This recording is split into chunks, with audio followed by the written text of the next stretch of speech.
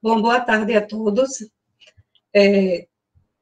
Gostaria de, em nome do GEPLI, Grupo de Estudos e Pesquisas em Linguagem e Educação, dar as boas-vindas a todos os participantes aqui presentes, professores da unidade, nossos estudantes da UFRPE, especialmente os nossos estudantes, nossos alunos da UAST, professores e estudantes de outras instituições e de outros grupos de pesquisa também aqui presentes. Sejam todos muito bem-vindos a esta quarta mesa que compõe o ciclo de palestras sobre ensino e aprendizagem de língua portuguesa, organizado pelo GEPLI.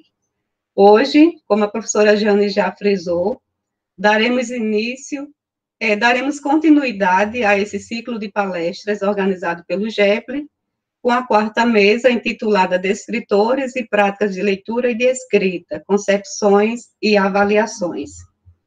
Queremos, desde já, agradecer as professoras convidadas, a professora Renata Andrade, da UFRPE, e a professora Fátima Soares. Fátima já é nossa, né, de casa, ela é docente da Unidade Acadêmica de Serra Talhada, nossa pedagoga, e também pesquisadora do GEPLI. A vocês, o nosso muito obrigada. Com certeza, teremos hoje uma tarde de muita aprendizagem e partilha de conhecimentos, como sempre acontece em nossos encontros. Antes de iniciarmos os trabalhos dessa tarde, e de passar a palavra para a professora Fátima, eu gostaria de ler para vocês os versos do poema Esperançar, de Paulo Freire. Ele diz: é preciso ter esperança, mas ter esperança do verbo esperançar. Porque tem gente que tem esperança do verbo esperar. E esperança do verbo esperar não é esperança, é espera. Esperançar é se levantar, é ir atrás, é construir. Esperançar é não desistir. Esperançar é levar adiante. Esperançar é juntar-se com outros para fazer de outro modo. Então, essas palavras de Paulo Freire. Esse grande educador e filósofo falou da esperança do verbo esperançar. Como ele disse em seus versos, esperar é: eu espero que dê certo, espero que aconteça, espero que resolva. Já esperançar é diferente, é ir atrás, é não desistir. Então, esperançar significa não se conformar. O pensador, o professor Mário Portela, ele diz em seu livro Educação e Esperança, que quando eu coloco água em um copo, ela se conforma ao recipiente e está aprisionada nele. É preciso que você e eu sejamos capazes de transbordar. A esperança permite que você transborde, isto é, vá além da borda. Então, vamos, com a esperança do verbo esperançar, dar início, então, aos trabalhos desta tarde, fazendo a apresentação da professora Fátima Soares. Professora Fátima, você fica à vontade para fazer a sua apresentação, mas antes deixa eu ler aqui a sua biografia, certo? A professora Fátima Soares, ela é graduada em Pedagogia pela Universidade Federal de Pernambuco, concluiu o mestrado em Educação pela UFRPE em 2008 e o doutorado em Educação pela UFRPE em 2013. Atualmente, ela exerce a função de professora adjunta da UFRPE, atuando na UAST, na Unidade Acadêmica de Serra Talhada. Já foi coordenadora do curso de Pedagogia e professora das Faculdades Integradas da Vitória de Santo Antão, analista em gestão educacional da Secretaria de Educação de Pernambuco e formadora do Centro de Estudos em Educação e Linguagem e professora das séries iniciais do ensino fundamental da Prefeitura de Vitória, em Santo Antão. Ela possui ainda experiência na área de educação, com ênfase em didática da língua portuguesa e gestão educacional. Tem desenvolvido pesquisas na área da leitura, avaliação, argumentação, formação docente, livro didático e reportagem. Pronto, Fátima, a palavra agora é com você, certo, minha querida? Obrigada, gente. Obrigada, Fátima, pela apresentação. Bom, gente, eu estou muito feliz em estar aqui apresentando o meu trabalho para vocês. Estou mais feliz ainda em estar junto com Renata, que é uma pessoa que eu gosto muito e admiro. Então, fiquei muito feliz e saber que eu estar junto com ela, né, discutindo essa temática com vocês. Então, eu estou aqui muito honrada em estar junto com ela e estou muito feliz também por estar apresentando o meu trabalho para vocês. Porque sempre que a gente faz um trabalho dessa natureza, a gente sempre fica com vontade de compartilhar, querer que mais pessoas tenham acesso a essa informação que a gente conseguiu, que a gente coletou com a nossa pesquisa. E aí, na primeira rodada de apresentação das teses, por uma questão mesmo de tempo, não deu para eu fazer minha apresentação, porque tinham outros trabalhos e a gente encerrou o semestre, aí fiquei com vontade de apresentar e tive a oportunidade de apresentar nessa mesa. Então, estou me sentindo muito feliz em estar aqui compartilhando um pouco dessa pesquisa com vocês.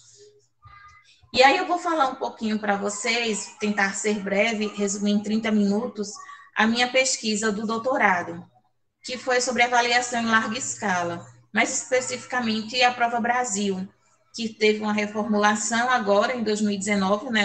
Agora, a partir de agora não tem mais a Prova Brasil, é só o SAEB, mas até 2019 era uma avaliação censitária que avaliava os alunos do 5º, 9º e do 3º ano do ensino médio. E aí, de 2009 para 2013, eu fiz a análise dessa avaliação e vou compartilhar um pouquinho agora para vocês os resultados desses meus achados com a pesquisa de doutorado. E aí a minha tese foi intitulada Leitura e Prova Brasil, Ensino e Avaliação, e eu tive como orientadora a professora Thelma Ferraz Leal, que é professora de lá da UFPE, do Centro de Educação, que eu fiz a minha graduação, mestrado e doutorado.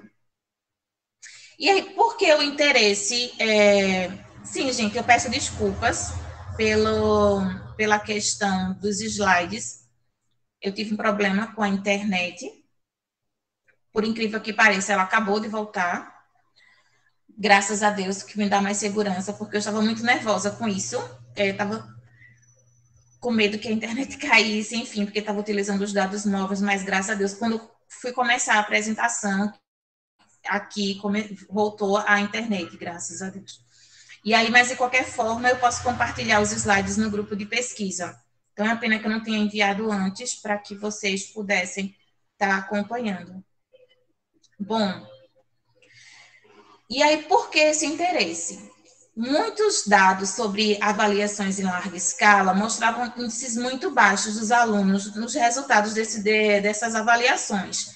E também a gente não encontrava muitos estudos que discutissem sobre esses baixos desempenhos dos alunos nas avaliações em larga escala. E essas avaliações serviam para ranquear o IDEB, acho que todo mundo conhece, que é o Índice de Desenvolvimento da Educação Brasileira. Então, esse IDEB vai numa escala de 0 a 10, e o Índice Nacional em 2007, que foi o ano que eu usei mais como referência para poder iniciar o trabalho, que eu comecei em 2009, o ranking nacional era 4,2, de Recife era 3,8 e de Pernambuco 3,5, numa escala que ia de 0 a 10. Então, eram índices baixos, e a gente ficava muito preocupado, por que será que isso está acontecendo? Então, eram muitas indagações sobre isso. Em 2009, esses índices melhoraram, então, Recife foi para 4,1, Pernambuco 3,9, e a média nacional foi 4,6, e em 2011, Recife permaneceu 4,1, a média de Pernambuco atingiu a antiga média nacional de 4,2 e a nacional foi para 5. Mesmo assim, ainda era um índice, vamos dizer, baixo com relação a essa escala. E aí, os questionamentos possíveis para esses acontecimentos, para esse índice, né? No que é que nós pensamos a princípio? Os testes avaliam os conhecimentos, habilidades relevantes.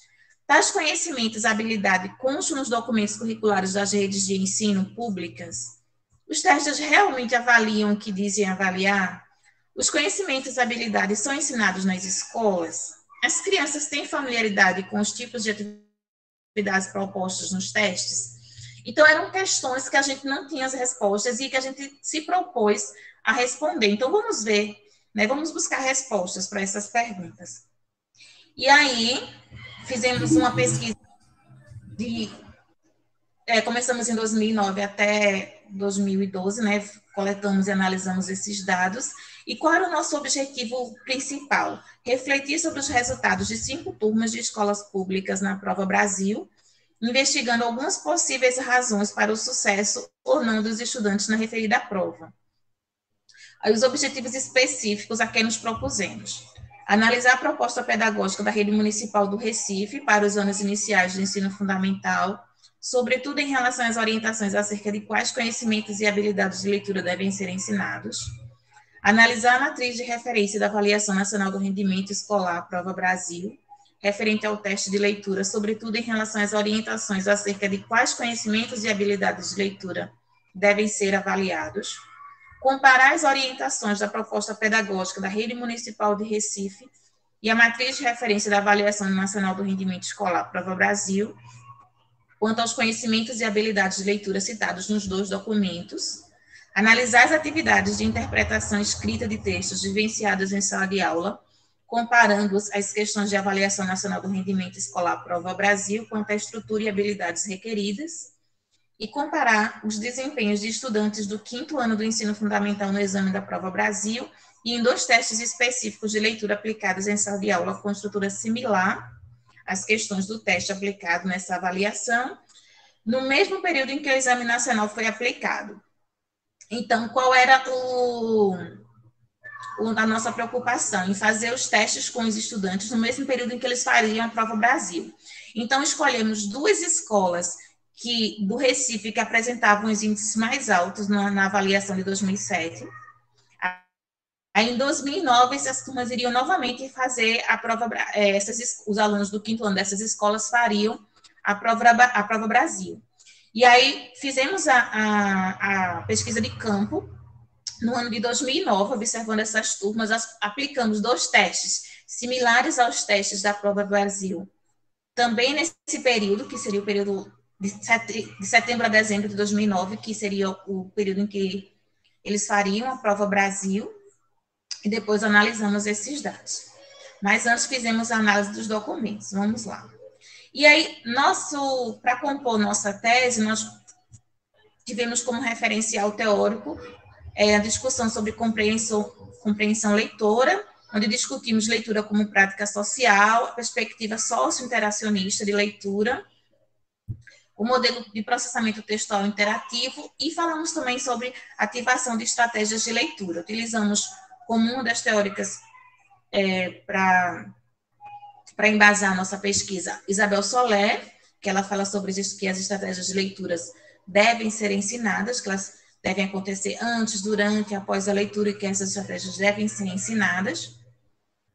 Analisamos artigos que falavam sobre documentos curriculares e o que é que eles traziam sobre a compreensão leitora, sobre o ensino da leitura. Analisamos também a BCC, na época tinha a Base Curricular Comum de Pernambuco, que não é essa BNCC que nós conhecemos hoje, era um outro documento, anterior aos parâmetros curriculares de Pernambuco, que era um documento orientador para a rede sobre o ensino. Na nossa tese ainda falamos sobre prática docente, e aí utilizamos Coloma e Campos, que afirmam a prática docente no caso do ensino da língua portuguesa, né? Então, afirmam que a partir dos conhecimentos que os alunos já possuem sobre a língua escrita, que o professor deve trabalhar, familiarizar os alunos com a língua escrita, colocando o estudante em contato com diversos textos, fomentar a consciência metalinguística, ou seja, reflexão sobre a própria linguagem, experimentar a diversidade de textos e leituras, promover situações de ler sem ter que oralizar, favorecer a leitura em voz alta, dentre outras questões. E, por fim, colocamos também embasamento teórico com relação à avaliação. E aí falamos em avaliação institucional, avaliação da aprendizagem e avaliação de sistema, né, avaliação em larga escala. Falamos também das funções da avaliação, diagnóstica, somativa e formativa. E aí, sobre a avaliação em larga escala, nós falamos sobre o SAEB, que era um exame amostral, né? E sobre a Prova Brasil, também conhecida como, que é o nome correto seria a RES, que mais popularmente conhecida como Prova Brasil, que era uma avaliação censitária que acontecia a cada 2 anos, como eu disse, os alunos concluintes do 5º ano, do 9º ano e do 3º ano do ensino fundamental. E aí, na fase, quanto à metodologia do nosso trabalho, na fase 1, fizemos a análise dos documentos, que foi a proposta pedagógica da Rede Municipal do Recife e o documento de orientação da Prova Brasil. Então, analisamos os 2 documentos e fizemos a comparação entre eles. Na fase 2, que foi da pesquisa de campo, fizemos análise do desempenho dos estudantes e de suas experiências em atividades de interpretação e escrita de leitura. E aí, nesse momento, fizemos entrevistas com os docentes das turmas observadas, análise de atividades de interpretação e escrita de textos e a avaliação dos estudantes. E aí, os resultados que nós chegamos, né, a partir dessas nossas investigações. Quanto aos documentos, o que foi que nós percebemos? Em ambos os documentos, defendia a proposta interacionista de língua, foi ressaltada a importância do trabalho com os gêneros textuais, o contato com a leitura e a produção de diferentes gêneros, e a concepção de leitura dos 2 documentos era interacionista. Na proposta curricular de Recife, foram feitas referências à variedade linguística e ao letramento. No documento de referência da Prova Brasil, foi enfatizado que o ensino deve voltar-se no texto e que os alunos devem ser capazes de compreender e produzir diversos gêneros orais e escritos. E aí, por que nós fizemos a análise dos 2 documentos? Como os índices dos alunos eram muito baixos na Prova Brasil, nós tivemos a preocupação com relação ao o que é orientado aos professores, porque a proposta curricular é o documento que vai servir de orientação para que esses professores trabalhem em suas salas de aula, né? E aí nós tínhamos essa curiosidade, será que o que está contemplado, né, o que diz na matriz de referência da Prova Brasil, que os alunos devem saber, também está colocado lá na proposta pedagógica da cidade do Recife, que foi a cidade onde analisamos as escolas, né, os alunos. E aí, quais foram uns dos princípios que nós percebemos na proposta pedagógica do Recife? Eles colocaram a questão da diversificação dos gêneros textuais nas atividades de leitura, a promover situações de leitura com diferentes tipos e finalidades, promover situações para o desenvolvimento de diferentes estratégias e habilidades de leitura, promover reflexões sobre o contexto de produção do texto lido, promover reflexões sobre as intenções dos autores dos textos, promover reflexões sobre os destinatários prováveis dos textos e explorar os recursos linguísticos para interpretar esses textos. A matriz da Prova Brasil, ela é composta por tópicos, e para cada um desses tópicos são apresentados alguns descritores. Os tópicos da Prova Brasil eram procedimentos de leitura, implicações do suporte do gênero ou enunciado na compreensão do texto, relação entre textos, coerência e coesão no processamento do texto, relação entre recursos expressivos e efeitos de sentido e variação linguística. Aí nós percebemos que algumas das competências existentes na proposta pedagógica de Recife era correspondente com as habilidades anunciadas na matriz da Prova Brasil. Muitas competências, né, apresentadas na proposta de Recife não apareciam na matriz da Prova Brasil, e apenas 2 habilidades da matriz da Prova Brasil não apareciam na proposta de Recife. A proposta pedagógica de Recife, como esperado, era mais ampla, né? Tinha muito mais habilidades apresentadas para que fossem trabalhadas em sala de aula com os estudantes. Então, com relação aos níveis e descritores da Prova Brasil, os testes da Prova Brasil avaliavam língua portuguesa, matemática. Na área de língua portuguesa é compreensão leitora. São avaliados, como eu já falei para vocês, os alunos das séries finais, e esses resultados depois eles eram apresentados numa escala de proficiência que é do 0 ao 350, dos níveis do nível 0 ao nível 9. E cada um desses níveis tinha uma pontuação que chegava na última pontuação, que era 350. Ai, Jesus. Vou mostrar aqui no computador a vocês um exemplo de como era. Vocês...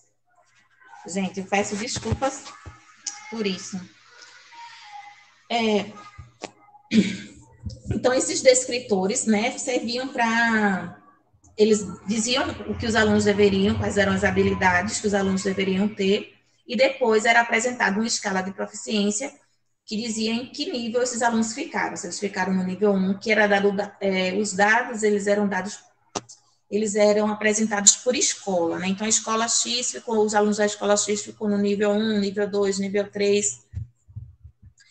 E aí, esses níveis de descritores são apresentadas diferentes habilidades para cada nível e que elas são cumulativas, ou seja, as habilidades do nível 1 necessariamente devem fazer parte dos demais níveis. Então, o nível 2 tem as habilidades do nível 1, mais as habilidades do nível 2. O 3, as habilidades do nível 1, 2, mais as habilidades do nível 3. Pelo menos era assim que era dito na orientação do documento, né? Há, portanto, um pressuposto de aumento do nível de complexibilidade entre as habilidades avaliadas. Era o que estava posto lá. No entanto, o que foi que a gente percebeu? Mesmo tendo dito que as habilidades são cumulativas, existe casos de se repetir uma habilidade idêntica de um nível para o outro, como, por exemplo, identifica um tema de um texto. Era uma habilidade que aparecia tanto no nível 1 quanto no nível 2. Que a gente dizia, se é acumulativa, então para que repetir? Então não teria necessidade, né? Então existem algumas coisas, algumas inconsistências nessa escala que não eram explicadas, né? Algumas outras habilidades eram classificadas no nível mais elevados, que diziam que as habilidades deveriam ser complexas, que nós acreditávamos que eram menos complexas do que a habilidade de nível menos elevado. Não existia uma explicação ou interpretação dessas informações. Eles diziam isso, mas aconteciam essas inconsistências, mas não eram explicadas. Um outro exemplo. Tinha habilidade, infere informação em um texto narrativo longo. Essa estava no nível 7. Já no nível 8, tinha infere informações em fábulas. Espera-se que o nível 8 seja mais complexo do que no nível 7.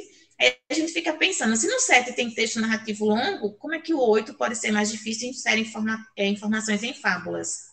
Será que no texto longo já não contemplaria isso? Será que inferir uma informação em fábula é mais difícil do que no texto narrativo longo? Então, existiam algumas inconsistências nessa escala de proficiência.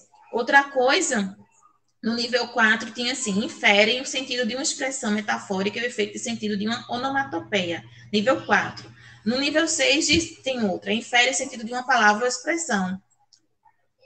Será que já o que tem no nível 6 não deveria estar no 4, o 4 no 6, enfim. Então, existiam algumas inconsistências.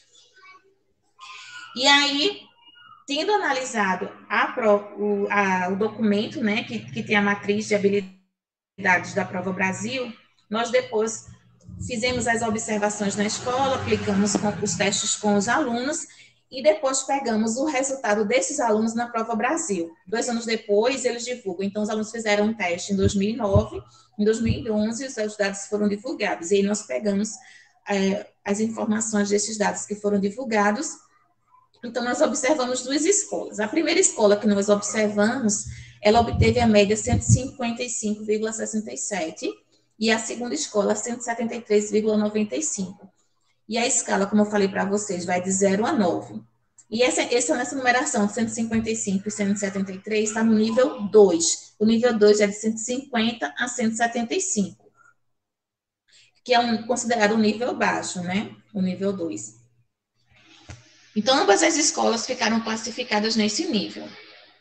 Outra coisa que chamava nossa atenção é que os testes eles não eram disponibilizados para análise. Então, existiam exemplos de questões no manual de orientação, mas o teste em si, ele não era disponibilizado para análise. Então, a gente não tinha como ter certeza do nível de dificuldade de determinada questão que era apresentada para os alunos, porque a gente não tinha como analisar o teste, a gente só podia fazer suposições. E aí, pegamos os exemplos das questões que tinha no manual e elaboramos questões semelhantes a essas para fazer os testes que aplicamos com os alunos. Eu elaborei um teste, um outro teste, eu usei um teste que o CEL tinha utilizado numa rede municipal de Camaragibe, com os alunos de lá, pela questão da validação do documento, porque já tinha sido aplicado com outros alunos. Então, utilizamos esse teste também. Então, foi um teste semelhante ao teste da Prova Brasil, de acordo com o que tem lá no manual, né, com os critérios que são apresentados e com os exemplos de questões, e um outro teste que eu formulei também da mesma forma, com questões objetivas iguais como tem lá, e de acordo com os descritores que eles colocam. O primeiro teste tinha 10 questões, o segundo tinha 18 questões, com 4 alternativas cada uma. Aí, cada questão avaliava uma habilidade específica descrita na matriz. E como eu falei para vocês, como o teste não é apresentado, então a gente não tem como ter certeza de algumas coisas, só suposições, né? Aí, dos 15 descritores que eram apresentados na matriz do Prova Brasil, em 12 desses descritores, os percentuais de acertos dos alunos foram maiores nos testes que nós aplicamos do que no teste da Prova Brasil.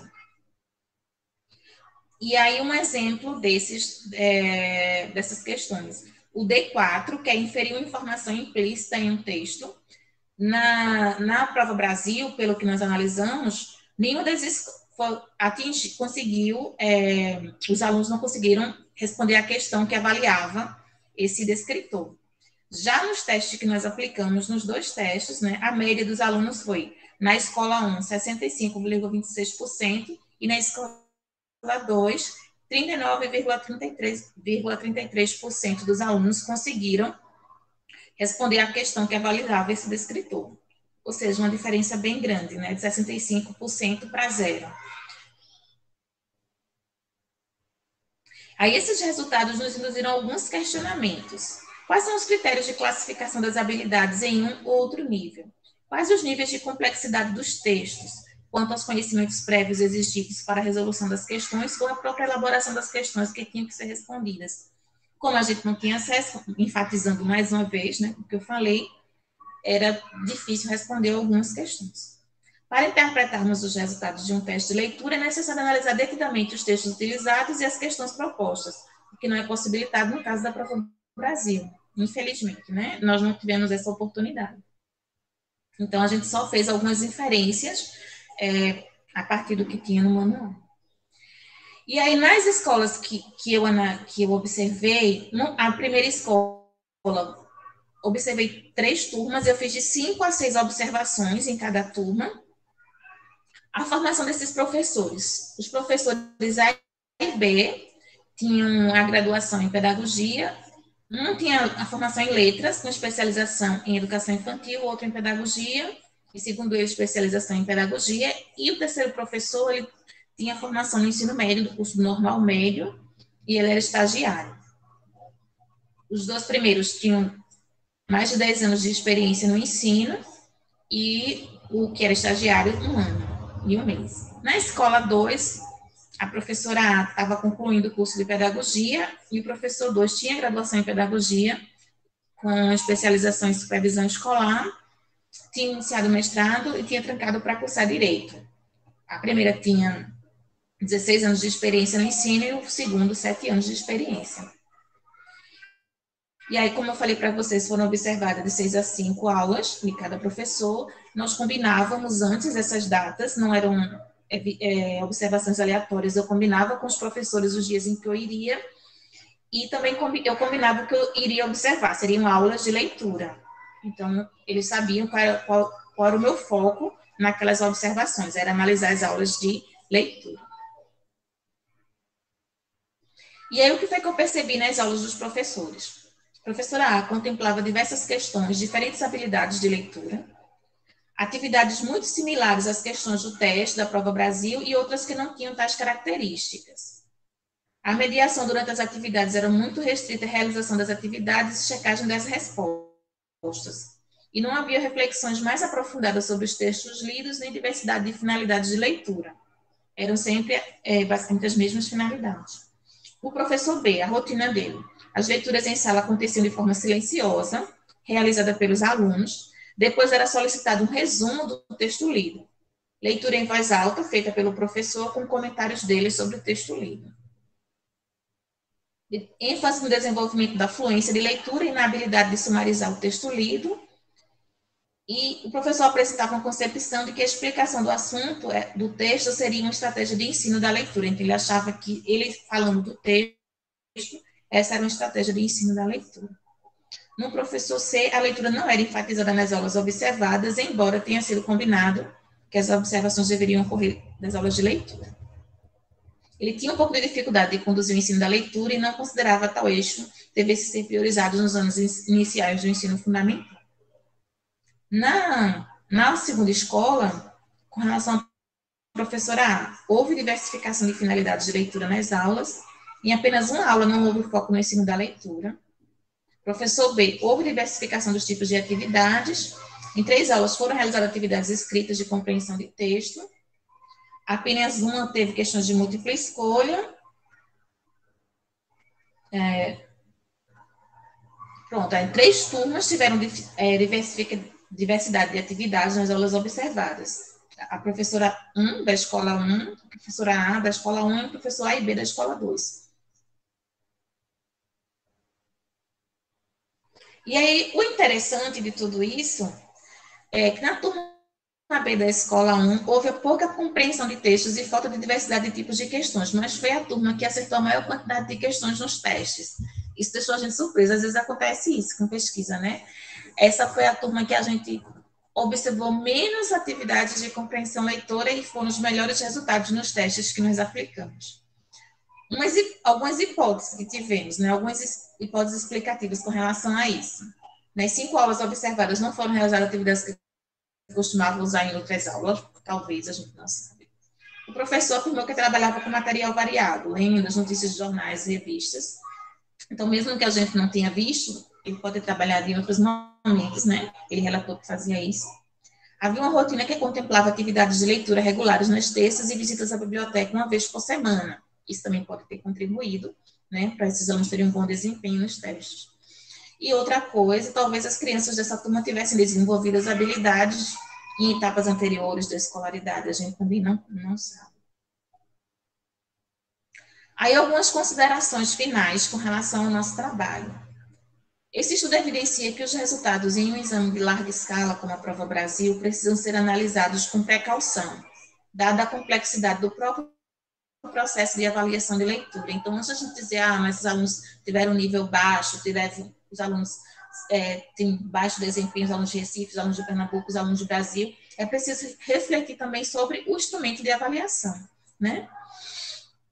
Diferentes fatores precisam ser considerados na interpretação dos dados, como a familiaridade com os temas dos textos utilizados nos testes, os conhecimentos prévios demandados para a compreensão dos textos, o nível de complexidade desses textos, os tipos de questões elaboradas, a organização dos testes, a quantidade de textos a serem lidos, porque a gente não sabe quantos textos tem a gente não sabia, né, quantos textos tinha na avaliação. Então, talvez o número de textos de alunos mais cansados, né, para responder essas questões. A quantidade de questões a serem respondidas em um dia, talvez um número muito grande de questões, os alunos não tivessem acostumado com tantas questões, tantos textos. E a preparação para a realização da prova. A gente não sabia também como isso se dava, né? A não consideração desses fatores pode provocar inconsistência na apresentação dos resultados, como ocorreu com a escala de proficiência apresentada na Prova Brasil. A gente não tem como, né? A gente não tem como considerar esses fatores, como eu falei para vocês, para analisar direitinho. Então, eles simplesmente apresentam os dados, mas aí a gente não tem como constatar se, de fato, a forma como foi feita favoreceu para que, de fato, os conhecimentos dos alunos pudessem ser avaliados de verdade, assim, se eles realmente tinham ou não aquelas habilidades, né? A Prova Brasil não colabora para que os professores e as equipes de gestão das redes compreendam, de fato, quais são as dificuldades e quais são os possíveis avanços, pois apresentam escala que não tem coerência com os pressupostos apresentados, é confusa sem interpretação pedagógica da progressão proposta e não possibilita que os testes sejam analisados pelos educadores. Os dados desse estudo também colaboram para que sejam levantadas questões a serem aprofundadas em estudos posteriores sobre o ensino da leitura, na busca de entender o que ocorre nas salas de aula e as dificuldades dos professores na condução de um ensino que, de fato, insira os estudantes em práticas de interação por meio dos textos, pois os dados mostraram poucas situações em que os estudantes, de fato, dialogavam com os autores dos textos para atender a diferentes finalidades de leitura. Então, a gente viu poucas experiências de compreensão, de atividades de compreensão leitora com diferentes finalidades. Outra coisa que a gente não via, porque a gente sabe que tudo com relação ao ensino tem que ter sistematização. Então, uma atividade só de inferência, por exemplo, não vai ajudar os estudantes a desenvolverem essa habilidade. É preciso que sejam feitas várias atividades. Então, a gente via uma ou outra atividade, determinadas habilidades, ou então habilidades que eram trabalhadas sempre, as mesmas habilidades, outras que não eram trabalhadas nunca, né? Ou então trabalhadas poucas vezes, número insuficiente para que os alunos se apropriassem, né? Para que eles pudessem desenvolver essas habilidades de leitura. Os dados sinalizam para a necessidade de revisão dessa avaliação em larga escala e de políticas públicas voltadas para a formação do professor quanto ao eixo da leitura. Essa questão da revisão, da avaliação, eu acho que já aconteceu agora em 2009, não necessariamente por causa da minha tese, eu sei, mas, assim, a minha tese já sinalizava, então, agora em 2009, tem um documento na versão preliminar, ainda não está na versão definitiva, então essa escala foi refeita, reavaliada. Algumas das áreas são avaliadas de acordo com a BNCC, então esse documento, na verdade, ele foi refeito por causa da BNCC, né? Para poder se adequar ao que está posto na BNCC, porque está posto nessa versão preliminar que a matriz deve atender ao que está posto na BNCC. Então, a área de ciências, eu acredito, ciências e outras áreas já, o que está na matriz é o que está lá na BNCC, no caso de língua portuguesa e matemática não é, é uma escala específica, mas talvez mude daqui para a versão definitiva, não sei, né? Muitas vezes muda. Então, a gente, com essa pesquisa, sinalizava para a necessidade de revisão desse instrumento e também para a necessidade de formação do professor quanto ao eixo da leitura, porque a gente viu que tem professor que acha que não existe necessidade de trabalhar especificamente o ensino da leitura, né? E também nem todas as habilidades de leitura são trabalhadas em sala de aula. Gente, foi isso. Essa foi a minha tese, né? Espero que tenha conseguido passar para vocês de forma rápida. Tentei fazer o mais rápido possível, pela questão do tempo, pela questão da internet, né? E espero que vocês tenham entendido. Aí eu posso disponibilizar a minha tese para a leitura de vocês e posso disponibilizar também os slides dessa apresentação que não foi vista agora num grupo de pesquisa.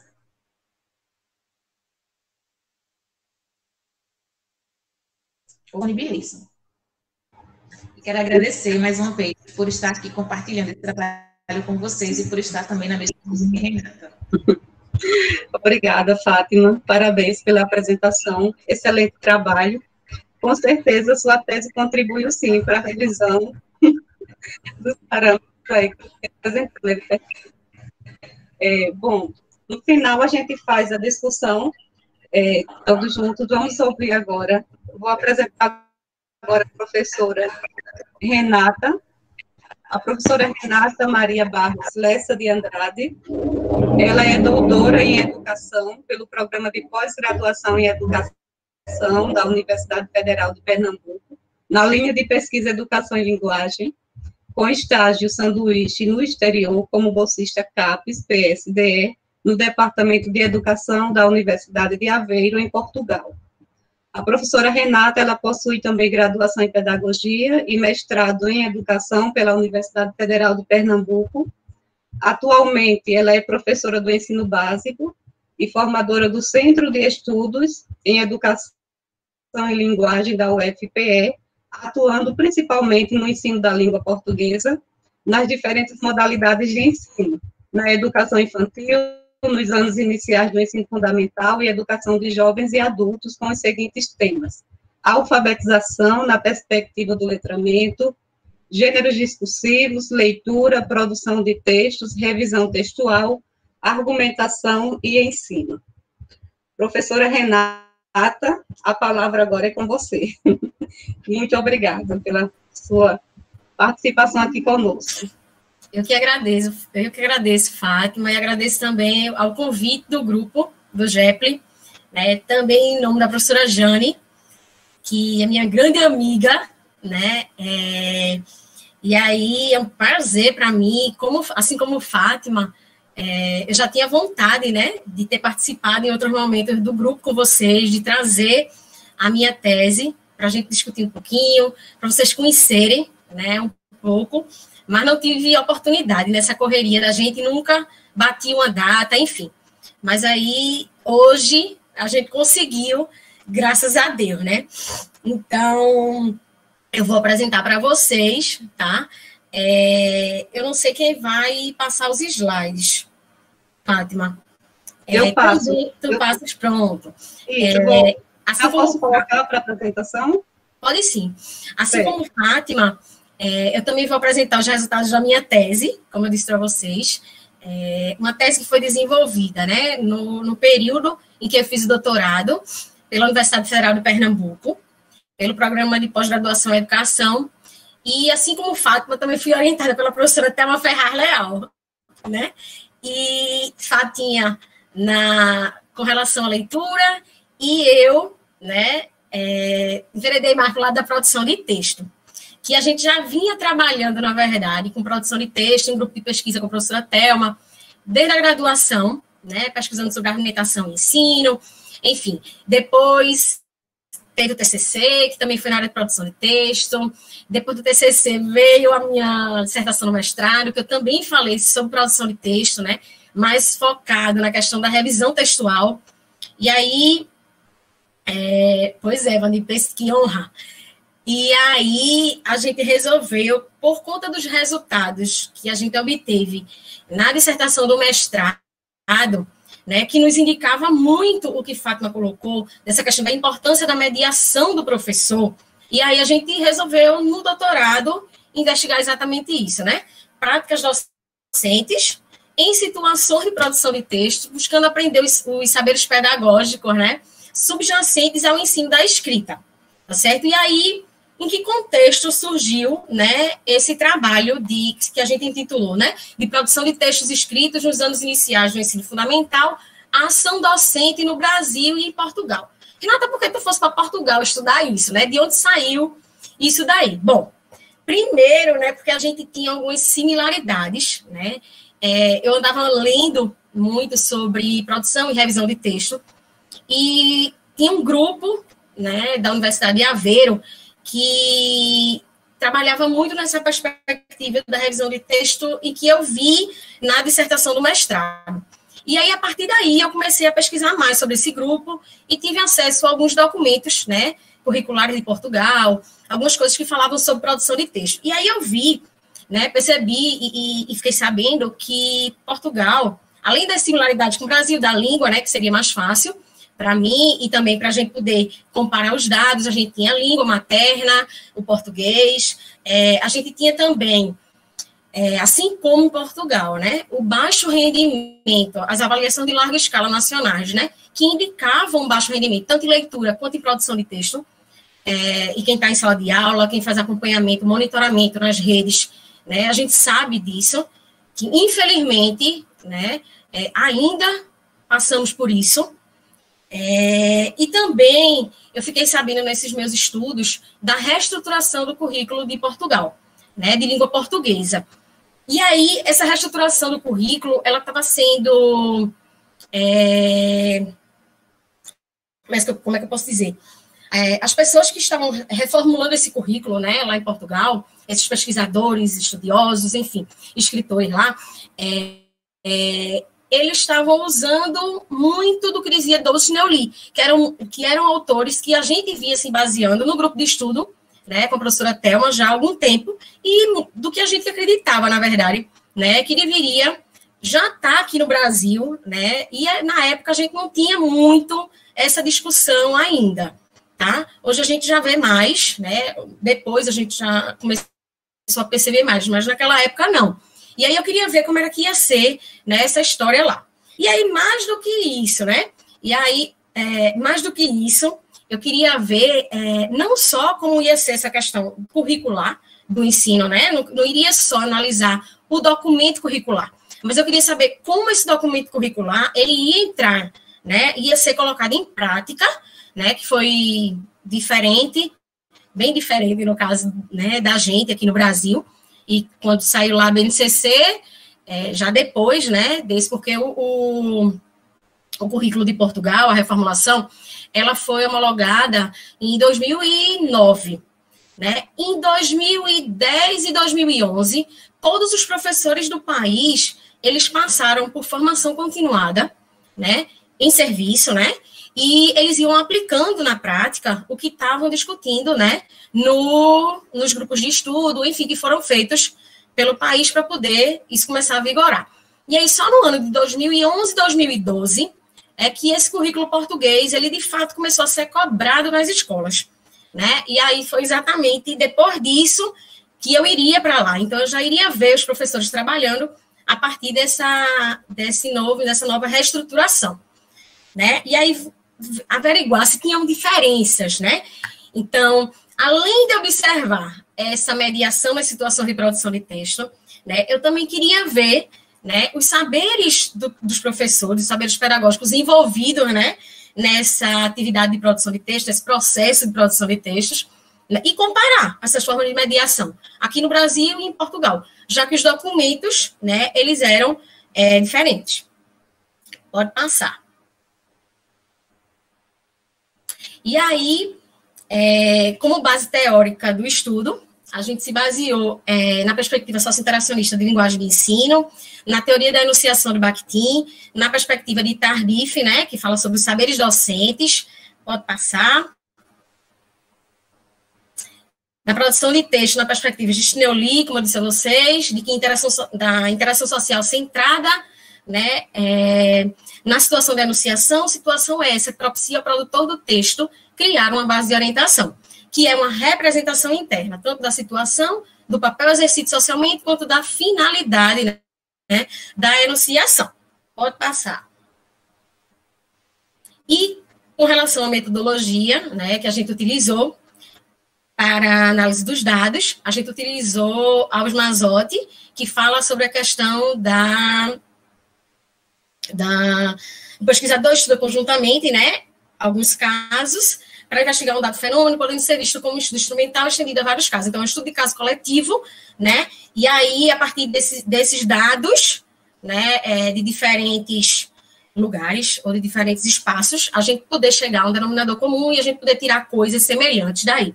Por isso que a gente escolheu, né, Alves Mazzotti. Pode passar, por favor. Bom, na produção dos nossos dados, né, no frigir dos ovos, quem eram esses sujeitos, né, antes de chegar a essa produção dos dados? Então, quem foram os sujeitos dessa pesquisa, tá? Foram professores e crianças, né, e estudantes, na verdade, de duas turmas, né, do último ano do ensino fundamental 1. Aqui no Brasil, na verdade, eram alunos de uma turma, na verdade, a gente escolheu, vou dizer para vocês já, como foi o critério de seleção dessa turma, tá? Mas foi um 5º ano de uma escola municipal da cidade do Recife, e em Portugal foi uma turma de 4º ano, né? Foi essa escola, na verdade, essa turma ficava numa escola localizada na cidade de Aveiro, que foi a universidade que eu fui para poder participar do doutorado de sanduíche, né? Do estágio sanduíche. E aí, como foi que se deu, na verdade, essa produção dos dados, né? Foram em 4 fases, certo? A primeira foi a escolha da turma brasileira, né? E depois a coleta de dados na turma brasileira. Depois, a terceira fase foi a escolha da turma portuguesa e a 4ª fase, a coleta de dados nessa turma portuguesa, tá? Como é que eu escolhi, na verdade, a turma brasileira? Eu fui analisar os resultados do IDEB de 2011, porque a gente queria, na verdade, mostrar boas práticas de produção de texto. Então, essas professoras, né, que os alunos se saem bem nessas avaliações de larga escala, como é que elas trabalham? O que é que elas fazem? né? Era mais ou menos isso a intenção. Então, vamos analisar boas práticas de ensino, porque a gente já vê tanta pesquisa dizendo, a professora não faz isso, não faz aquilo, só não faz, né? Então, vamos ver o que é que se faz de bom, né? Pegar essas boas práticas e colocar em evidência, né? E aí a gente criou, né, alguns critérios para a escolha desse professor. Não era qualquer professor, tá? E para isso, a gente analisou os resultados do IDEB de 2011 das escolas do Recife e criou 3 critérios. A gente fez o ranking, né, das escolas mais bem colocadas, e aí criamos 3 critérios que foram: primeiro deles, ser professor efetivo da rede municipal do Recife; o segundo deles, ser docente da escola e da turma do 5º ano, quando houve a aplicação da Provinha Brasil; quarto, terceiro, tem interesse em participar da pesquisa, porque na primeira escola que tinha, né, se enquadravam os critérios, a professora ela não quis participar, então a gente precisou criar, né, outros critérios para poder chegar, de fato, a professora escolhida, certo? E aí, as aulas na turma aqui no Brasil, né, elas aconteceram entre 30 de abril de 2013, tá, e 21 de maio de 2013. E foram feitas de forma sequenciada, ou seja, eu ia todos os dias, né, assistir a aula dessa turminha, né, por 10 dias. E aí a professora sabia que eu estava lá para olhar, né, na verdade, a situação de produção de texto, ela não sabia o que eu estava querendo pesquisar lá, tá? E aí, dessas 10 aulas em que eu observei, né, em 7 houve trabalho com produção de texto. Agora vamos para a turma portuguesa. A gente teve que observar na turma portuguesa, na verdade, 8 aulas. Foi entre 29 de abril de 2014 e 3 de junho de 2014, né? E aí, essas 8 aulas já foram, na verdade, eu já fui para assistir essas aulas de produção de texto. Por quê, Renata?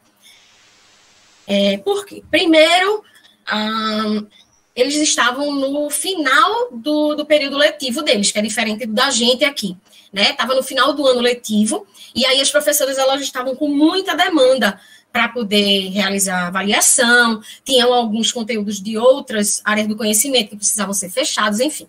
E aí estava um pouco complicado, e também a gente ficou um pouco insegura de ir para qualquer lugar, né, fazer qualquer coisa, enfim. E aí, para fazer essas observações, a gente também criou alguns critérios, tá? E aí, quem nos ajudou a criar esses critérios? Na verdade, foi a professora, que foi minha co-orientadora, na verdade, né, na pesquisa, e orientadora do estágio de doutorado de sanduíche, a professora Maria Luísa Álvares Pereira, que também foi a co-orientadora de Jane, né, da professora de vocês lá, e ela tem um grupo de estudos pró-texto, e essa professora, ela estava coordenando, né, nesse agrupamento de cidades, que eles chamam assim, nesse agrupamento deles, essa reformulação, essa implementação, na verdade, desse currículo reformulado. E esse currículo reformulado, também nele, tinham referências, né, bibliográficas de textos dela, ou seja, era um currículo que também se baseava em textos que ela tinha produzido, textos, livros, alguns materiais, relatórios, enfim. Então, era uma pessoa que conhecia, né, a situação em que se encontrava o país, estava realizando muitas pesquisas, conhecia os professores, conhecia professores que já estavam participando dos grupos do PNEP, conhecia professores que estavam no grupo de estudos que ela organizava na Universidade de Aveiro, né, que ela coordenava, na verdade, e aí ela fez a indicação, né, de uma professora que poderia me receber nesse período, né, e ela dizia que era uma professora muito boa, e realmente, de fato, vocês vão ver depois, era realmente muito boa, tanto daqui quanto a de lá, mas vamos lá. E aí, o que é que a gente utilizou, né, dito isso, né, de como a gente escolheu essas 2 turmas?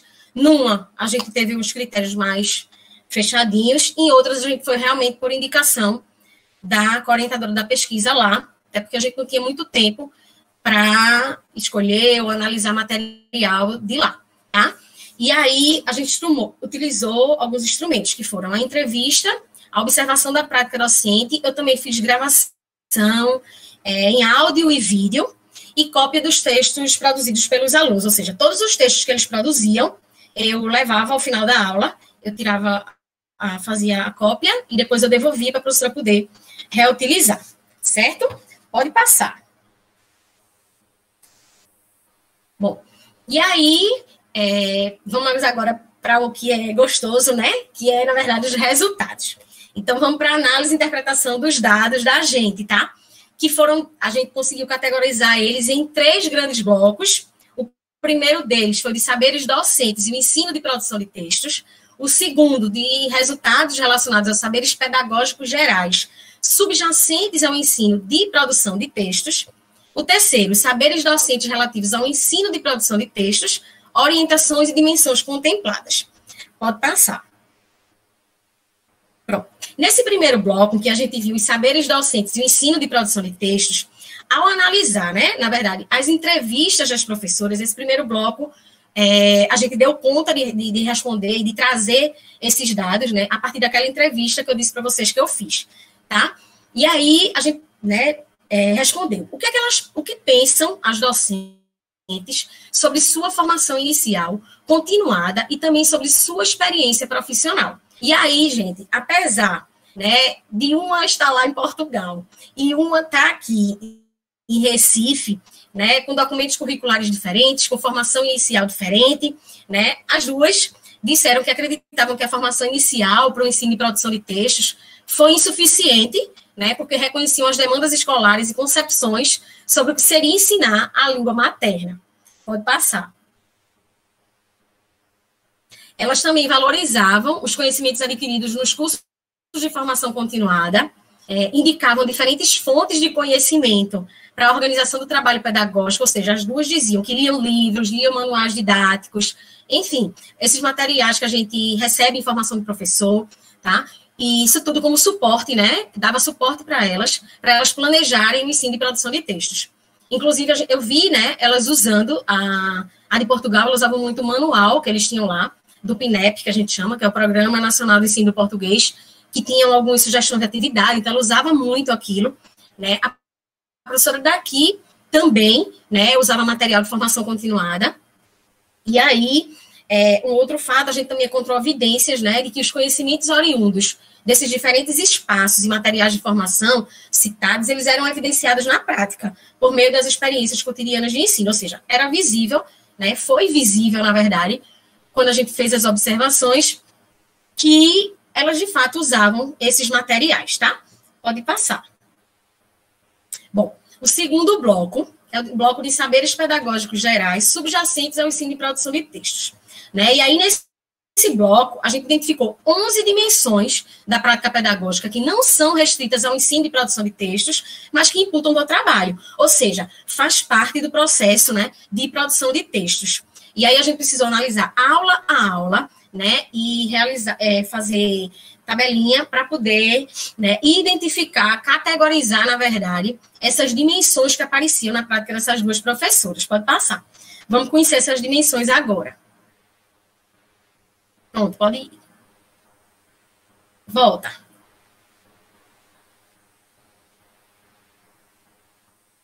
Eita, gente, nem foi para vocês, mas eu vou ler então aqui. Pulou, mas eu tenho aqui. Rapidinho. As 11 dimensões foram, deixa eu ler para vocês. Articulação entre os diferentes componentes curriculares, relação entre diferentes eixos do ensino da língua portuguesa, ou seja, nas aulas elas estavam, né, sempre atentas a isso, porque era uma aula que tinha produção de texto, mas também tinha o trabalho com oralidade, também tinha leitura, tinha o trabalho com análise linguística, certo? Articulação entre as aulas, a gente também percebeu isso, né, nas duas professoras, foram coisas que não tiveram, na verdade, a mediação delas, né, essas aulas delas não tinham, apareceu tanto em uma quanto em outra, a diferença de percentual de uma para outra foi muito pequenininho, sabe? Articulação também entre as atividades no interior da aula, ou seja, a aula tinha, né, uma sequência de atividades, não era simplesmente uma atividade de produção de texto e depois já partia para outra coisa, não. Tinha um encadeamento, sabe, de atividades. Era realmente elas se preocupavam com essa questão das atividades estarem sequenciadas. Também existiu a articulação entre as atividades no interior das aulas, diversidade de atividades, utilização de recursos didáticos, estímulo à colaboração entre os próprios alunos, favorecimento da explicitação dos conhecimentos pelos alunos, estímulo à participação, delimitação de tempo para a realização das atividades e atenção para não sair ao foco da aula. Então, essas foram as 11 dimensões, né, que a gente conseguiu categorizar, né, dentro desses saberes pedagógicos subjacentes ao ensino e produção de texto, tá? Que está bem relacionado. Pronto, agora pode passar para o terceiro. Nesse terceiro grande bloco, né, a gente vai falar um pouco sobre os meus resultados com relação aos saberes docentes relativos ao ensino e produção de texto. Então, orientações e dimensões que foram contempladas. E aí, a gente se apoiou inicialmente nas categorias criadas por Leal, Brandão, Santana e Ferreira, mas também foi necessário criar outras categorias para dar conta, né, dos achados que a gente teve. Certo? Pode passar. Então, a gente criou, né, dentro, é um grande bloco, como eu disse a vocês, e a gente precisou subdividir, né, em 3.1, 3.2, 3.4, 3.5. Pode passar. Vamos para o 3.1 agora. Bom, no 3.1 foram saberes relativos à mediação pedagógica nas situações de produção de texto. Então, a partir da identificação de algumas dimensões da prática pedagógica das professoras, a gente criou 9 categorias. Pode passar. Também não fui. Deixa eu achá-las aqui.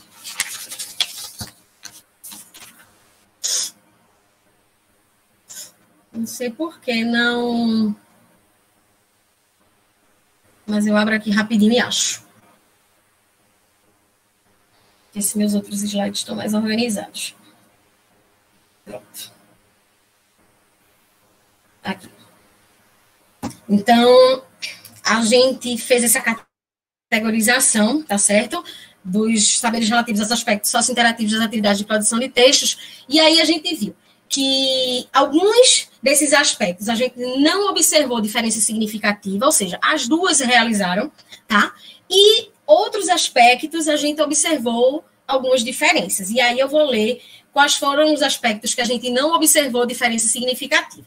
Foi a forma de agrupamento dos alunos, a retomada de atividades anteriores para iniciar a escrita do texto, a realização de atividades prévias para a escrita do texto, leitura de texto de apoio, escrita de texto com intervenção da professora durante o processo de escrita, retomada do que foi escrito, a fim de refletir sobre a continuidade da escrita. Então, todos esses aspectos, a gente não observou, né, diferenças significativas entre uma professora e outra. Todas as duas elas realizaram, tá? E agora, os aspectos que a gente observou e que tiveram diferenças, tá bom? Foram a forma de agrupamento dos alunos, ou seja, que na turma 1, os alunos eles produziram mais individualmente, e na turma 2, eles produziram mais textos em colaboração com os colegas.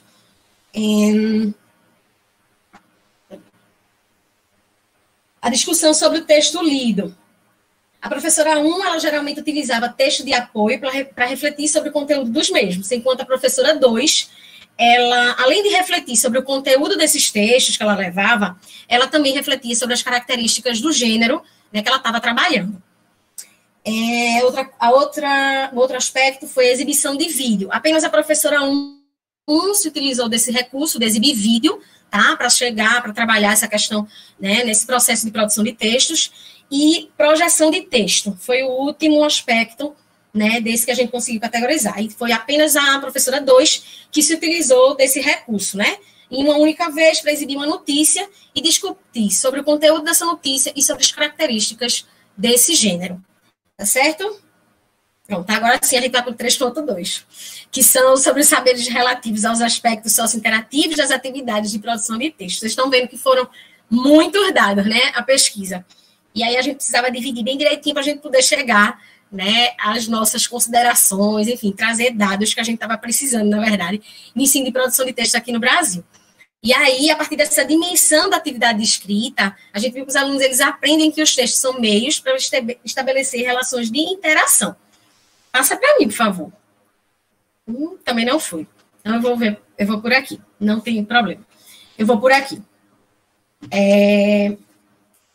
Os aspectos que a gente observou com relação a essa dimensão foi a delimitação do gênero discursivo a ser produzido, tá? Então, as duas professoras, em todas as aulas em que tiveram situações de produção de texto, as duas, né, elas já limitaram o gênero discursivo a ser trabalhado, tá? A ser produzido, na verdade, pelos estudantes. A delimitação da finalidade do texto. A professora Doxa, de Portugal, ela, em todas as aulas, tá? Ela fez essa delimitação da finalidade do texto.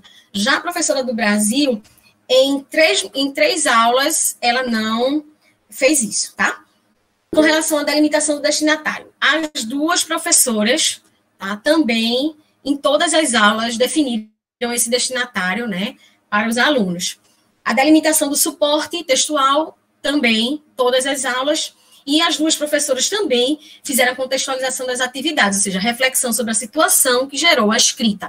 Ou seja, as duas professoras deram, né, boas condições para que fossem criadas, né, situação de produção de texto, e essa, na verdade, foram criadas, na verdade, boas oportunidades, né, de base de orientação para poder esses alunos, né, que no caso aí eram escritas iniciantes, ou como a gente chama, né, produtores que não eram experientes, né, pudessem, né, evoluir em sua escrita. Pronto, agora vamos, diante desses meus dados aí, o que é que a gente pôde, né, resumindo mesmo, o que é que a gente pôde tirar. Então, as professoras oscilaram quanto a ajudar os alunos na tarefa de construir a base de orientação para a escrita dos textos solicitados. A contextualização das atividades e a reflexão sobre os papéis assumidos na autoria dos textos foram aspectos identificados nas práticas das duas professoras e que, de fato, auxiliaram os alunos na escrita de seus textos.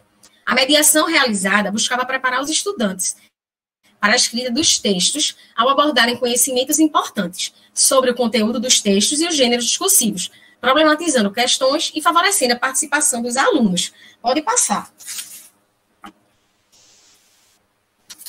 Chegamos ao terceiro, né, o tópico 3.3, que são os saberes relativos aos aspectos composicionais das atividades de produção de texto. Então, mesmo concordando com a ideia de que a dimensão mais importante dos gêneros é a discursiva, que remete às reflexões sobre as situações de interação, consideramos que os aspectos relativos à forma composicional e linguística devem também ser objetos de estudo na escola.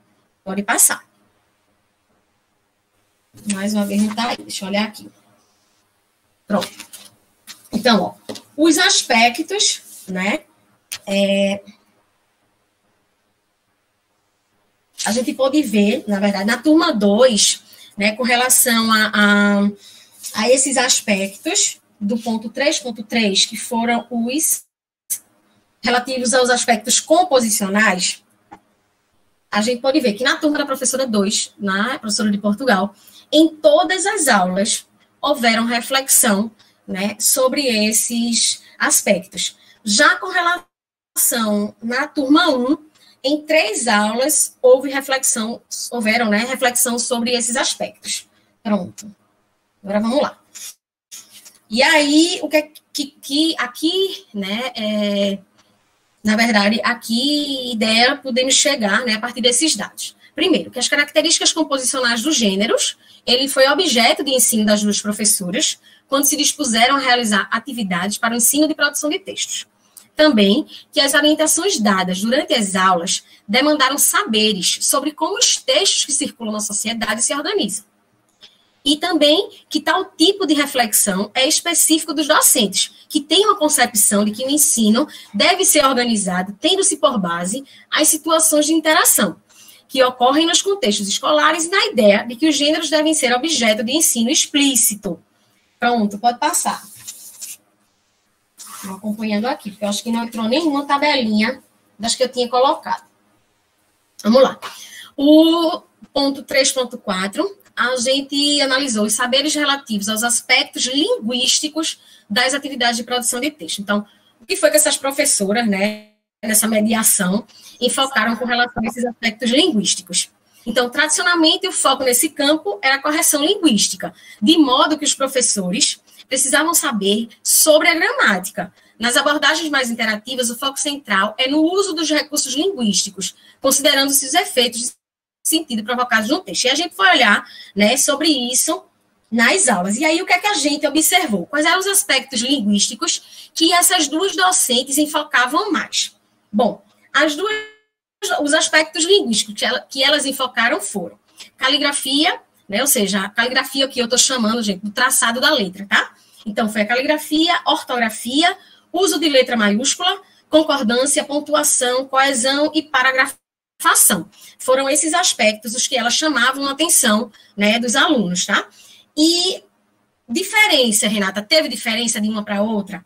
Olha, pouquíssima diferença, só em 2 aspectos que a professora, da Turma do Brasil, ela chamava muito mais atenção do que a de Portugal, que foi o uso de letra maiúscula e coesão textual.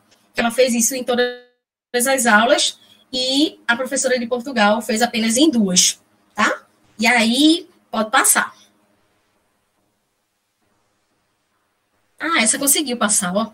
Pronto, pode passar, mas aí eu já li. Pronto. Diante desses dados, né, desse bloco, a gente viu que os aspectos linguísticos, eles são considerados, sim, pelas duas docentes no ensino da escrita, que alguns aspectos, eles são mais enfocados do que outros nas aulas, né, em que os alunos são levados a produzir textos, como a gente pode ver. As duas professoras, elas oscilaram quanto à concepção de um ensino mais tradicional, priorizando aspectos normativos da gramática, e um ensino mais voltado para as reflexões sobre recursos linguísticos e os efeitos, né, de sentido que eles provocam nos textos, ou para as especificidades de estilo dos diferentes gêneros discursivos. Pode passar. Pronto.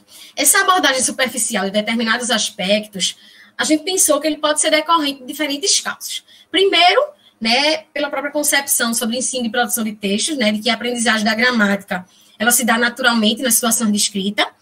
A segunda coisa que a gente pensou foi a falta de domínio mesmo de conhecimento linguístico, né, por esses cursos de formação inicial e continuada não darem tanto ênfase, né, não darem tanta ênfase, na verdade, a aspectos, né, linguísticos, a como a gente abordar isso com os alunos.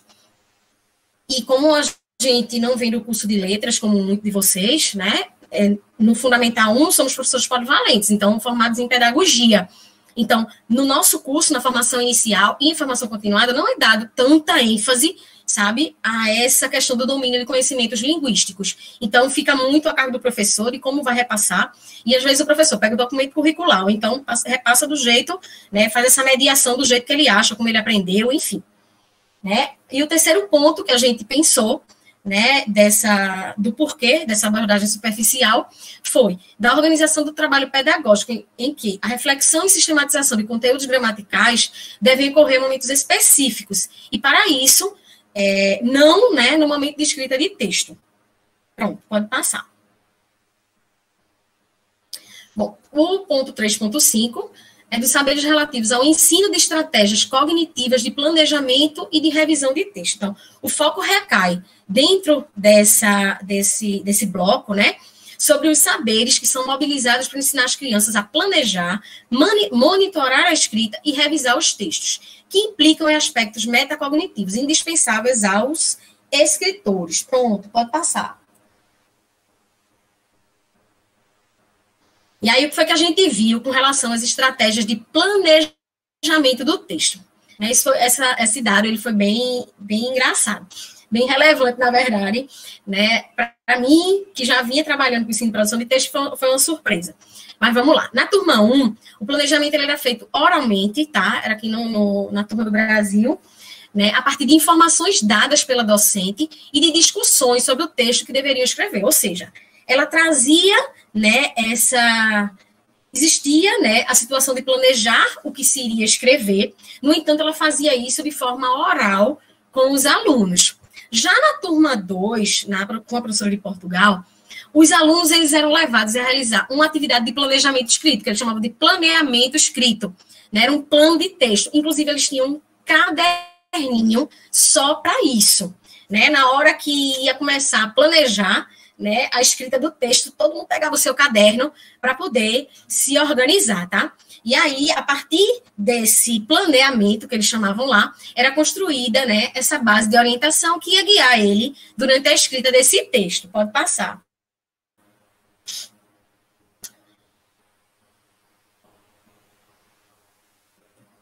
Eu acho que engoliu mais um slide, então eu vou ver aqui pelo meu, tá? E aí, o que é que eu pude observar? Os alunos da turma 1, né, elas realizaram... Ai, não, gente, tá certo. Tá certo. É isso, é esse daí.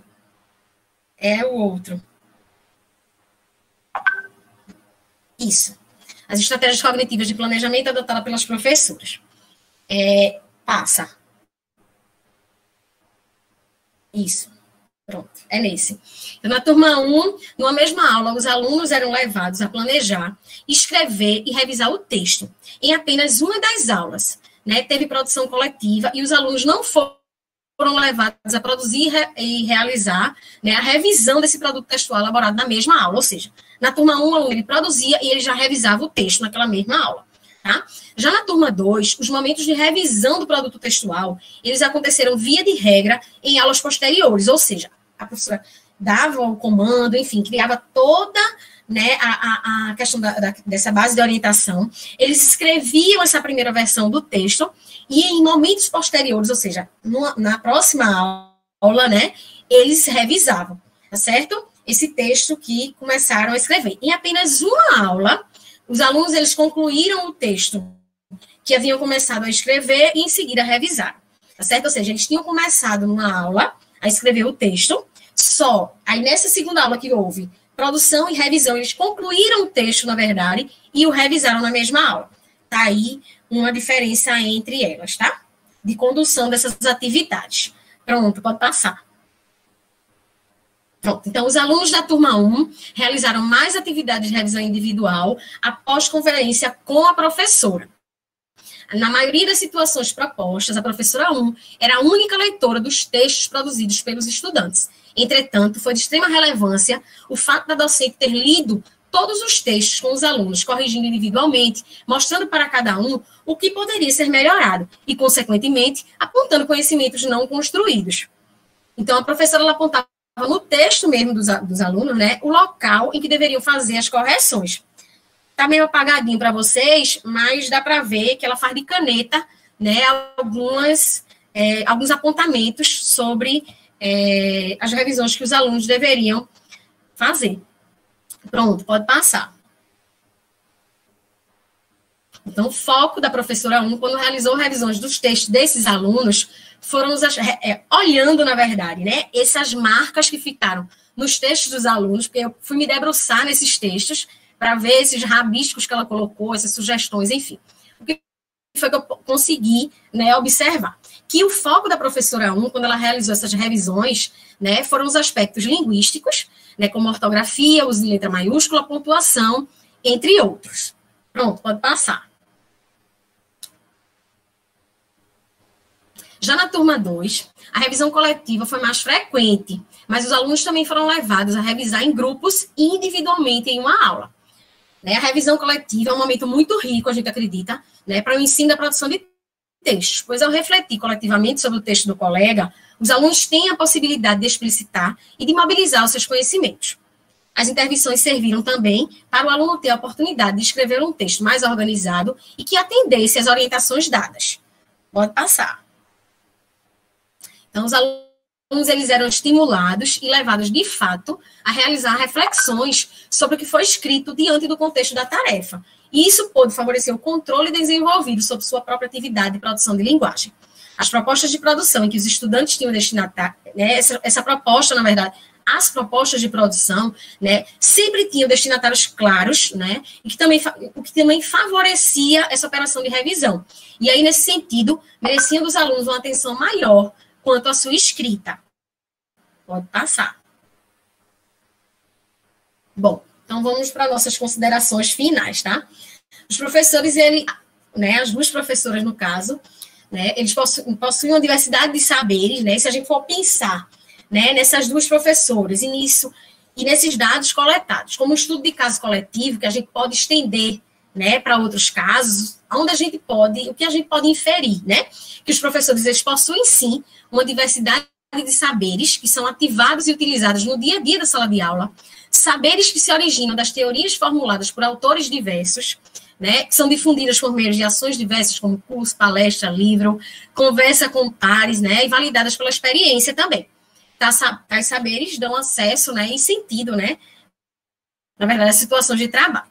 As dimensões identificadas na prática das duas professoras advêm de saberes variados construídos ao longo de suas vidas.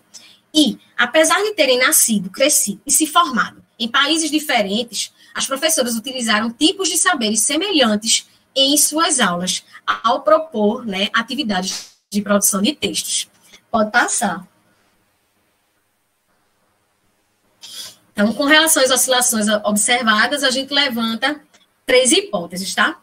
Primeira delas, algumas orientações presentes em manuais ou materiais de formação de professores, né, que não foram validadas nas práticas das docentes ou são muito distantes das concepções delas. Desse modo, apesar de ocorrerem mudanças nas práticas docentes, muitas permanências, né, se perpetuam durante um longo período de tempo, pois os professores modificam, retraduzem sua formação e ajustam o seu trabalho cotidiano apenas o que acredita ser útil à sua prática, como alerta Chartier ao tratar da coerência pragmática, né, e Tardif também. Então, a gente sabe que muitas vezes leva tempo, às vezes é mais rápido para um professor, né, e às vezes demora mais tempo para outro professor incorporar novas práticas, né, à sua própria prática.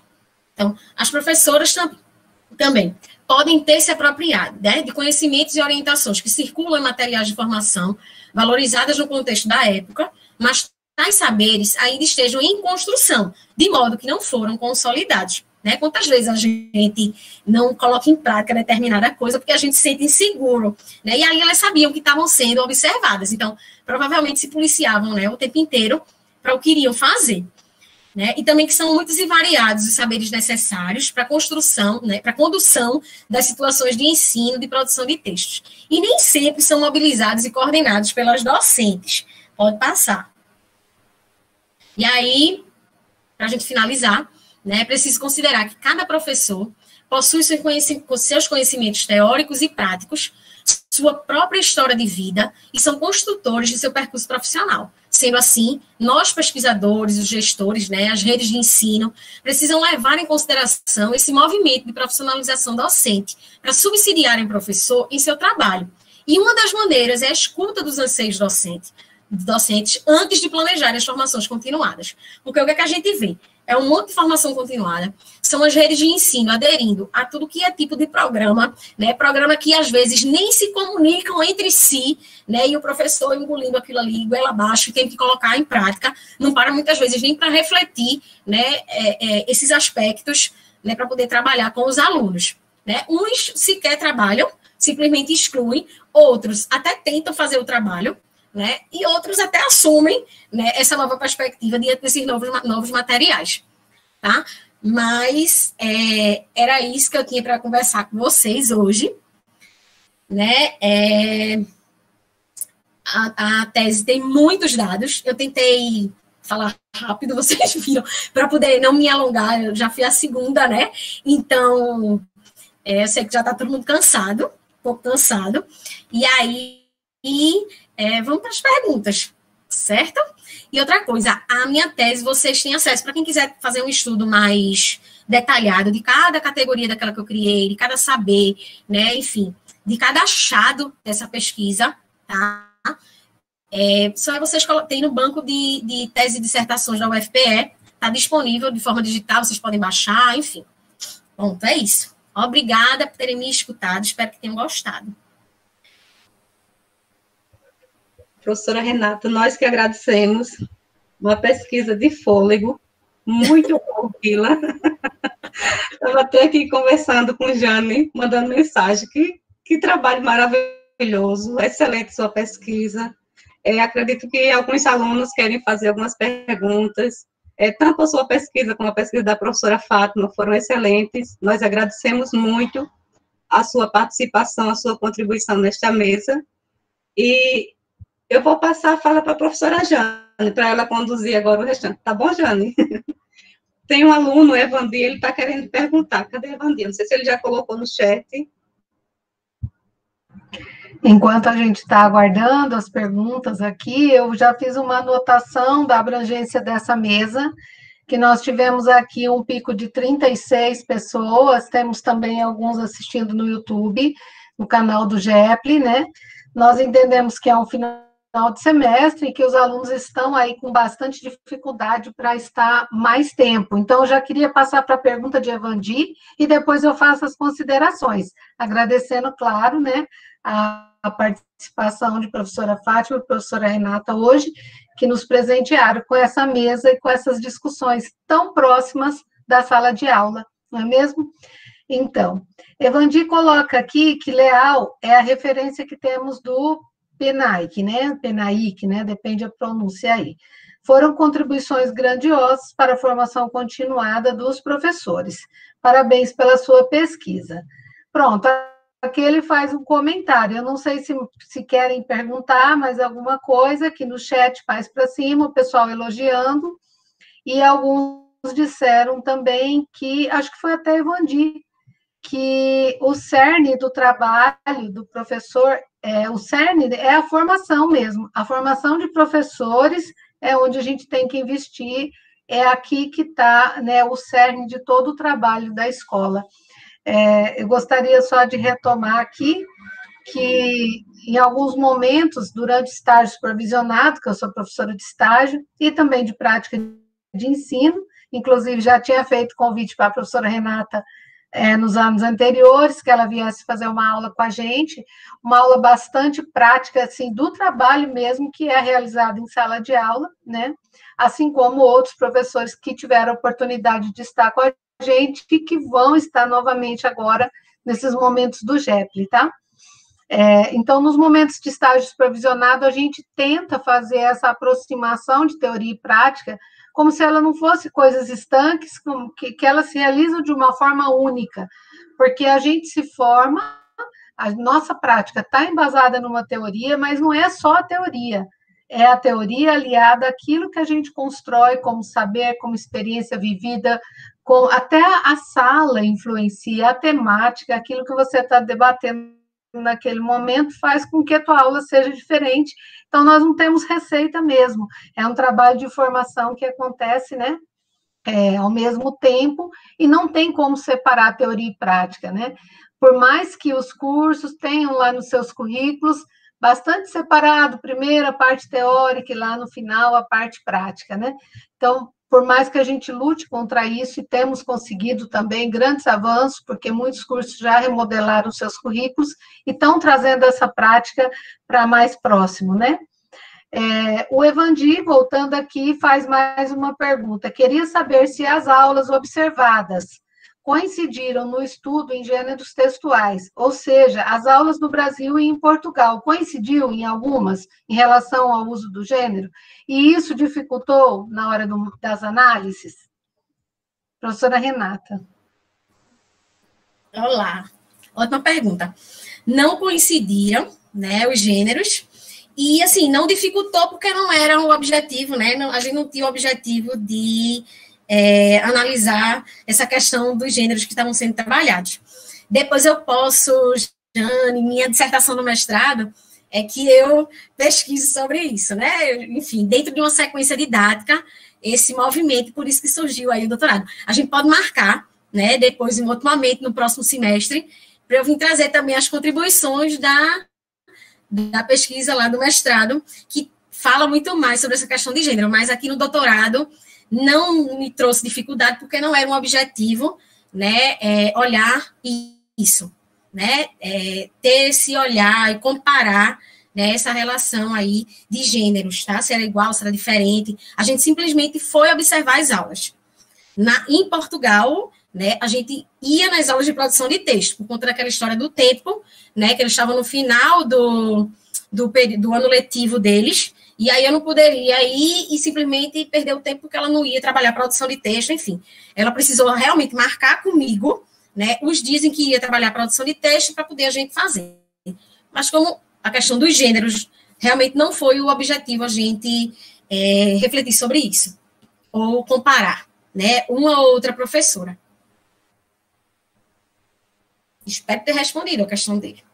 Sim, ele agradeceu aqui. Pessoal, se alguém tiver mais alguma pergunta, sugestão, comentário, coloca aqui no chat para a gente. Enquanto isso, eu vou dar um alô aqui para as cidades, municípios e estados que a gente está abrangendo. Serra Talhada, claro, né, Pernambuco, Manaíra, Paraíba, Recife, Pernambuco, Maringá, no Paraná, Princesa Isabel, na Paraíba, Santana de Mangueira, na Paraíba, Zona Rural, hein, está aqui com a gente.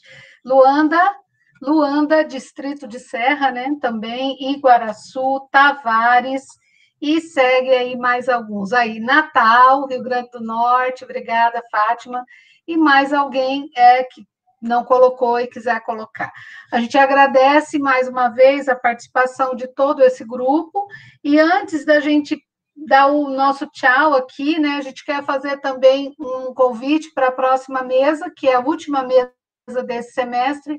Ela vai ocorrer no dia 3 de novembro, e será uma mesa que tratará da questão do texto e do discurso no ensino de língua portuguesa.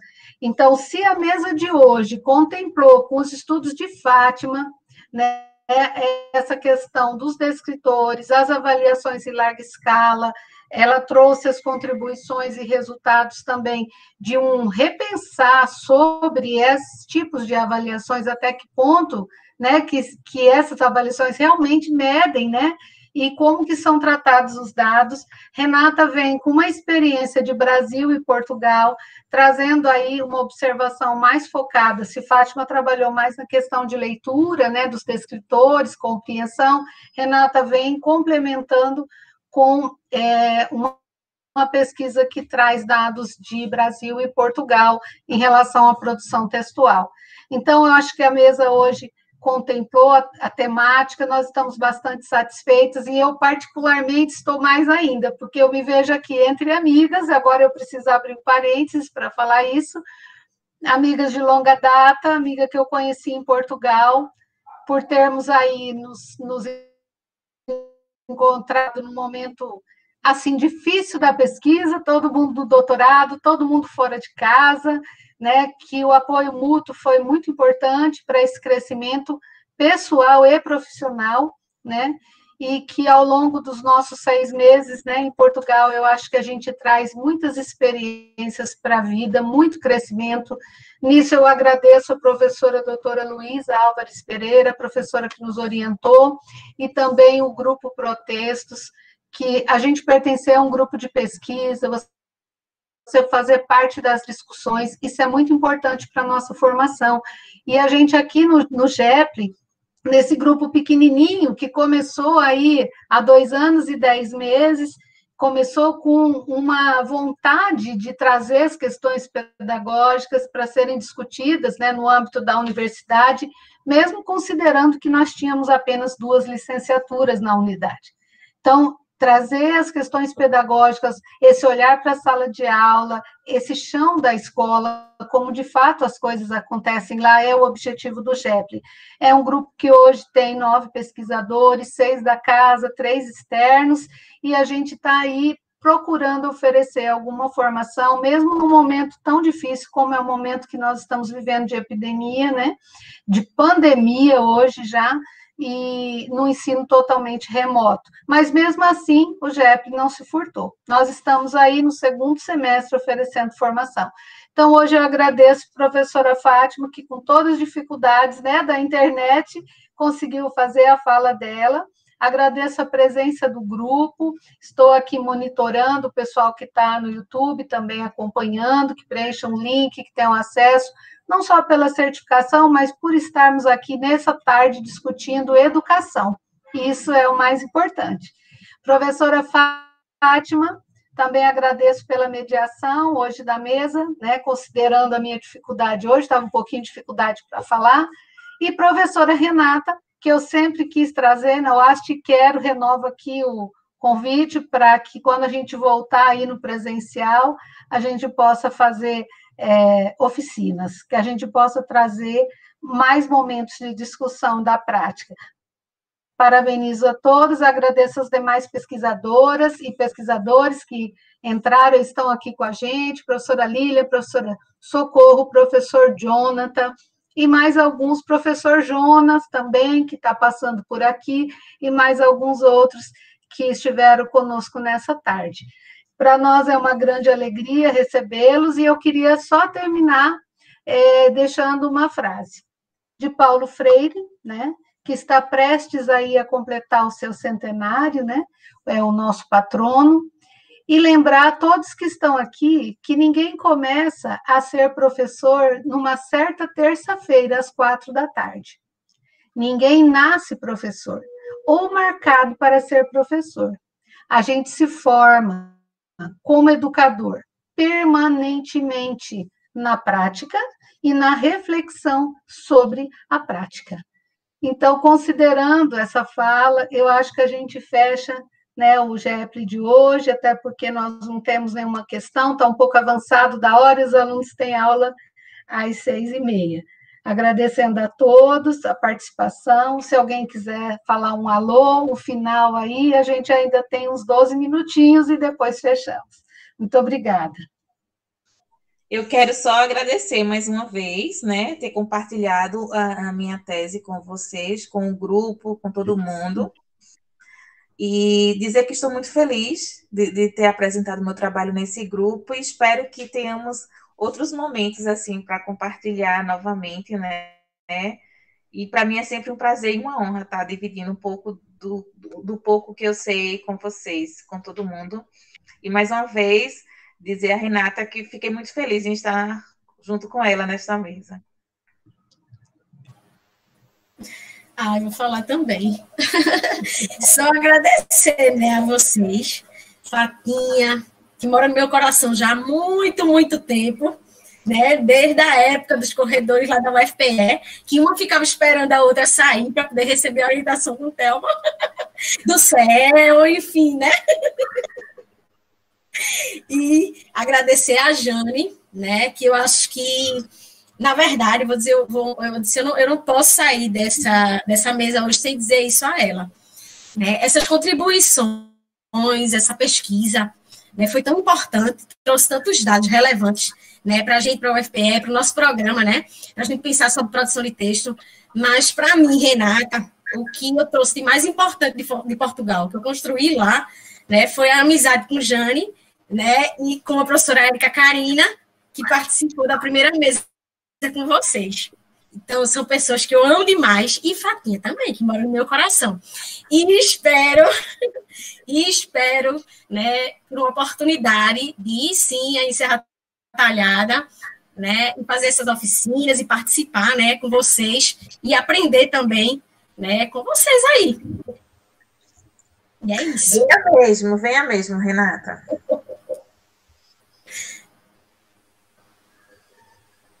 Será muito bem-vinda, sempre, tá? Muito obrigada por essa tarde. Fátima quer se despedir? Alguém mais quer falar? Senão, daqui a pouco a gente tem que encerrar aqui. Tá certo? Os alunos que estiveram conosco, eu vou deixar só uma interrogação para eles. Está desligado já no microfone. Oh, meu Deus. Opa, desculpe. Pessoal, só quero deixar uma interrogação aqui para o grupo, né? Nós temos aqui muitos alunos de ESA. A professora Renata observou 10 horas aulas, que deu origem a uma tese, hein, gente? 10 em Portugal e mais um tanto no Brasil. Vocês estão observando 5 agora. Pense nisso. Tem que escrever bastante. Um abraço a todos. Muito obrigada, Fátima. Ótima observação, Jane. Muito bem. É isso mesmo, menina. Só agradecer a professora Renata, a professora Fátima, a professora Jane, por essa tarde, como eu disse no início, uma tarde de partilha de conhecimentos e de muito aprendizado. Interessante que isso tem sido o foco do nosso trabalho, Jane. Toda mesa, todo encontro do GEPLE é assim, é essa maravilha. Muito obrigada a todos vocês.